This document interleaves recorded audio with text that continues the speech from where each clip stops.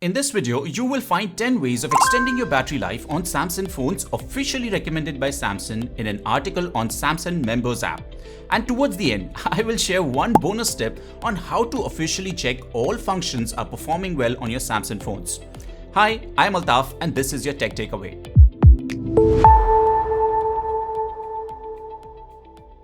As always, there are chapters in the video, so if you're familiar with one particular step, then feel free to skip that and move to the next one. Let us begin with some simple ones. Ensure your phone firmware is always updated. Your phone will give you a pop-up for new firmware, or else you can go to Settings, Software Update and tap on Downloads.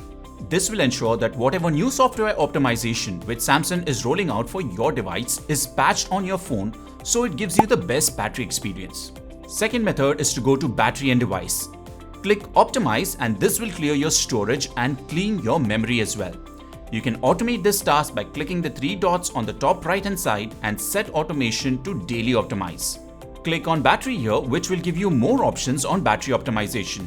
Clicking on the battery chart will show you all apps which are hogging your battery since last charge. If you scroll down, you will also find Battery Settings. Ensure Adaptive Battery Settings is turned on. Use enhanced processing only if you're using video or massive photo editing on your phone, else keep it off. Now let's take a look at background usage limits. I feel this is where Android overall suffers from not killing the apps completely once it is closed. Unlike iOS, which has very tight control on not letting apps run in the background unnecessarily, especially when they're closed. You can click on Deep Sleep app, which means apps added here will never run in the background. They will only work when you open them. You will have to manually add all your apps here which you do not want to keep running in the background. Step 3 will be to change your display setting. Now Samsung officially recommends to lower your brightness settings. But Samsung, if I wanted a less bright phone, I wouldn't have bought a Samsung in the first place. So we will actually skip this one.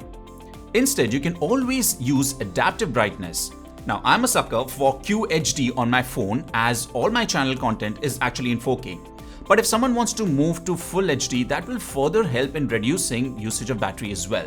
Another check to make in your display settings will be in the Edges screen timeout, which you can reduce down all the way to 30 seconds as well, and it will possibly have no effect in how you use your phone. Samsung also recommends switching off your Wi-Fi, Bluetooth and GPS if you don't need them. Okay, Bluetooth I can still live with sometimes by switching it off.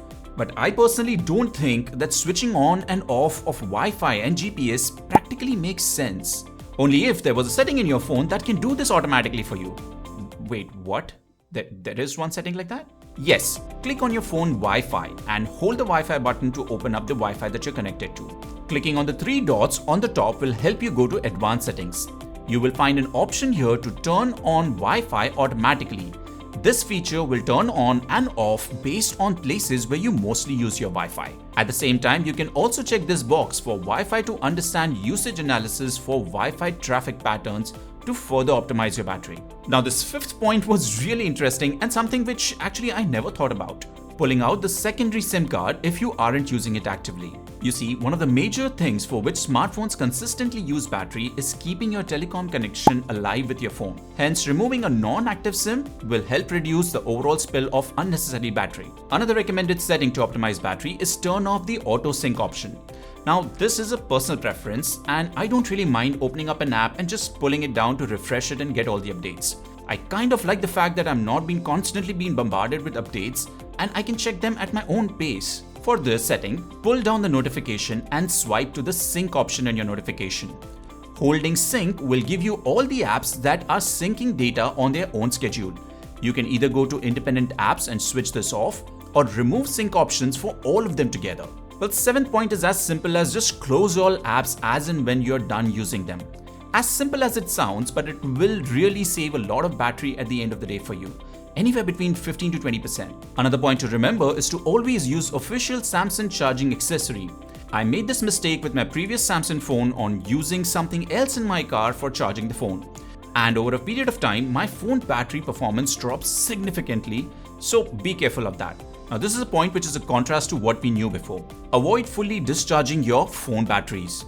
On the older devices, it was always advised to let your battery discharge completely. But in modern day smartphones, we shouldn't ideally let the battery come down lesser than 20% to maintain a good health. If you are experiencing unusual behavior on your battery, then visit the closest Samsung service center. Your phone batteries can actually be changed and you can get a new battery for these phones at Samsung service centers.